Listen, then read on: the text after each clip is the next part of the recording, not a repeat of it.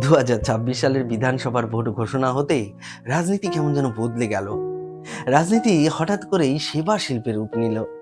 এখন প্রার্থীরা শুধু আর নেতা নন, কেউ রাঁধুনি, কেউ নাপিত, কেউ কৃষক, কেউ আবার দিনমজুর। সবকিছুর কম্বো প্যাক। কেউ রুটি বেলছে এমন আন্তরিকতায় মনে হচ্ছে সংসারের হাল আজই সামলে নেবে। কেউ আবার বাসন মাজছে এমন নিষ্ঠায় যেন সমাজের সব সমস্যা ফেনার সাথে ধুয়ে ফেলবে। কেউ আবার দাড়ি কামিয়ে দিচ্ছে এমন দক্ষতায় যেন দেশের জটিল জটিল সমস্যাগুলোকেও ট্রিম করে দেবে। কেউ আবার মাঠে নেমে আগাছা তুলছে যেন এক মুঠো আগাছা তুলে উন্নয়নের বীজ বপন হয়ে গেল।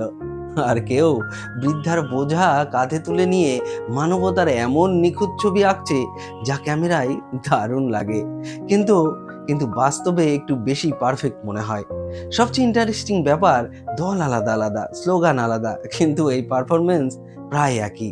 এ যেন স্ক্রিপ্ট এক, অভিনেতা অভিনেতা বদলে গেছে। দেখতে বেশ ভালোই লাগছে, হাসিও পাচ্ছে, কিন্তু কখনো কখনো একটু বিশ্বাস বিশ্বাস করতেও ইচ্ছে করছে। আবার এটাও ঠিক, বাস্তব কাজে সাধারণত এত সাজানো গোছানো হয় না। আর দায়িত্ব দায়িত্ব এত সহজে দেখানো যায় না। তাই রুটি দেখে কখনোই সিদ্ধান্ত নেবেন না, ফেনা দেখে আবেগে ভাসবেন না, আর কাদামাটি দেখে গল্প বানাবেন না। ভোটের সময় সবাই মানুষ হয়ে ওঠে, যেন মনে হয় আদর্শ রাজনীতিবিদ যে সমাজের জন্য কাজ করবে। কিন্তু ভোটের পর কে মানুষ থাকে সেটাই আসল প্রশ্ন। ভোট কেবল একটি অধিকার নয়, এটি একটি দায়িত্ববোধ, নিজের, সমাজের এবং আগামী প্রজন্মের প্রতি।